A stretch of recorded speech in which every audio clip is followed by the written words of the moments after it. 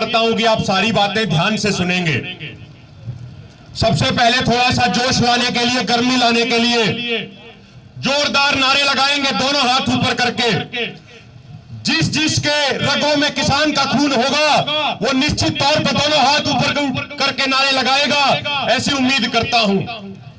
किसान एकता जिंदाबाद, मोदी सरकार मुर्दाबाद, काले कानून वापस लो, जय जवान जय जवान, किसान एकता जिंदाबाद। मेरे भाइयों, सरकार बार बार कहती है, भाजपा के प्रवक्ता बार बार कहते हैं कि मोदी साहब की बातों पर विश्वास किया जाए, लेकिन हम उनसे पूछना चाहते हैं कि हम मोदी साहब की बातों पर विश्वास कैसे करें। जब 2014 में ये सत्ता में आए थे तो सबसे पहले इन्होंने फसलों पर मिलने वाला बोनस बंद कर दिया। उसके बाद किसानों की जमीन छीनने के लिए भूमि अधिग्रहण अध्यादेश लेके आए। लोकसभा चुनाव से पहले कहते थे कि ये स्वामीनाथन आयोग की रिपोर्ट को लागू करेंगे, लेकिन 2015 में इन लोगों ने फरवरी 2020 में सुप्रीम कोर्ट में जस्टिस रमन्ना और जस्टिस मुखोपाध्याय की पीठ के सामने एक एफिडेविट दिया कि ये स्वामीनाथन आयोग की रिपोर्ट को लागू नहीं कर सकते।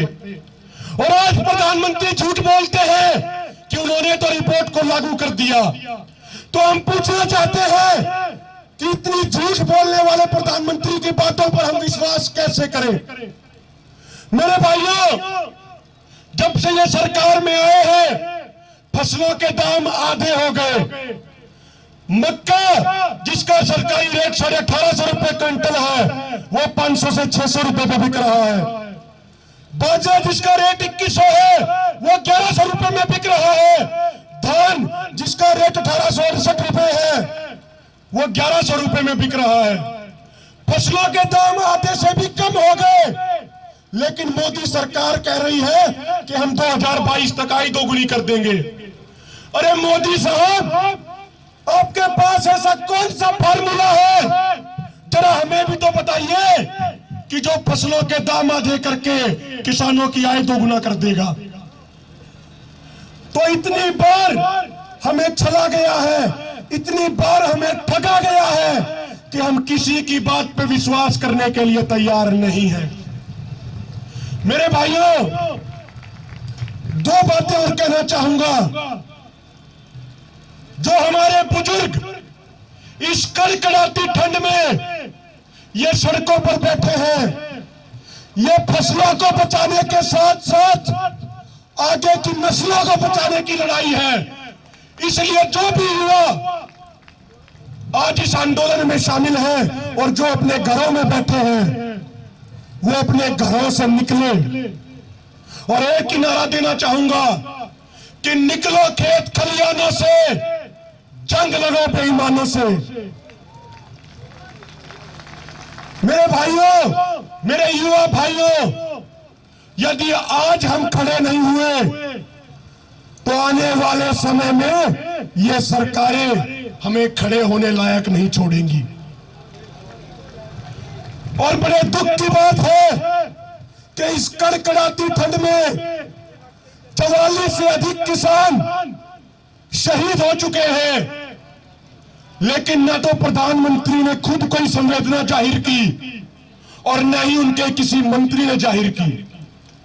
जब पाकिस्तान के प्रधानमंत्री की मां मर गई तो प्रधानमंत्री पत्र लिखते हैं, शोक संवेदना जाहिर करते हैं, लेकिन आज देश का अन्नदाता सड़कों पे शहीद हो जाता है, लेकिन इन भाजपा वाले बेशर्मों को कोई शर्म नहीं आती है। मेरे भाइयों, जो युवा शहर में रहते हैं, जब उनसे बात होती है तो वो कहते हैं कि हमारे पास जमीन नहीं है। मैं उनसे कहना चाहता हूं, मान लिया कि आपके पास जमीन नहीं है, लेकिन कम से कम जमीर तो होगा ही। और यदि जमीर है तो इस अन्नदाता की लड़ाई में शामिल हो जाइए। ये अन्नदाता जो धरती माता का सीना चीर के जो अन्न उगाता है, उसी से आपका पेट भरता है। ये गूगल और फेसबुक से डाउनलोड रोटियां नहीं होती हैं। और जब भी इस आंदोलन का इतिहास लिखा जाएगा तो सबसे ऊपर और सबसे स्वर्णिम अक्षरों में गुरुद्वारों का नाम आएगा। जो उनका योगदान है, जहां भी धरना है वहां पर वो अपनी जिम्मेदारी समझ के लंगर लगाने के लिए पहुंच जाते हैं। तो जब भी इतिहास लिखा जाएगा तो सबसे ऊपर गुरुद्वारों के लंगर का नाम आएगा। और अंत में दो पंक्तियां कहूंगा और अपनी बातों को समाप्त करूंगा। सरकार ने अनेक कोशिशें की हमें हिंदू, सिख, ईसाई और मुसलमान बनाने के लिए, लेकिन आज हम सारे के सारे देश के किसान बनके एकजुट होकर खड़े हैं। तो इससे दो पंक्तियां याद आती हैं कि आहटें फिर से आने लगी हैं, आहटें फिर से आने लगी है, कोशिशें सुगबुगाने लगी हैं, कोई आवाज देने लगा है, चुप्पियां भी गुनगुनाने लगी हैं।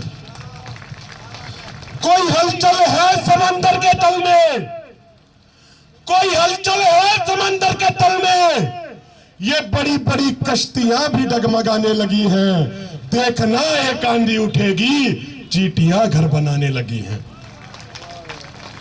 भाइयों, जो ये भाजपा वाले हमारे खिलाफ दुष्प्रचार करते हैं, हमें आतंकवादी बोलते हैं, हमें खालिस्तानी बोलते हैं, तो दो बातें और सुन ले और उसके बाद अपनी वाणी को विराम दूंगा। ये भाजपा वाले सुन ले कि देश का अन्नदाता किसान क्या सोचता है। देश का अन्नदाता सोचता है कि ना हमें तुम चाहिए, ना हमें धन चाहिए, ना हमें तुम चाहिए, ना हमें धन चाहिए, बस तरक्की करता हुआ ये वतन चाहिए। अगर जिंदा रहे तो हिंदुस्तान के लिए, मरने के लिए तिरंगा कफन चाहिए। अंत में दो नारे लगा दीजिएगा। उम्मीद करता हूं कि हर किसी के दोनों हाथ ऊपर उठेंगे और जोरदार नारे लगाएंगे, ताकि जो ये गूंगी बहरी सरकारें दिल्ली में बैठी हैं, ये कुंभकर्णी रूपी नींद से जाग जाए। किसान एकता जिंदाबाद, मोदी सरकार मुर्दाबाद, योगी सरकार मुर्दाबाद, काले कानून वापस लो, जय जवान, मोदी तेरी तानाशाही, मोदी तेरी हिटलरशाही, किसान एकता जिंदाबाद। बहुत बहुत धन्यवाद। कोई गलत बात निकली हो तो हाथ जोड़ के क्षमा चाहता हूं, माफी चाहता हूं। धन्यवाद। अभिमन्यु। धन्यवाद।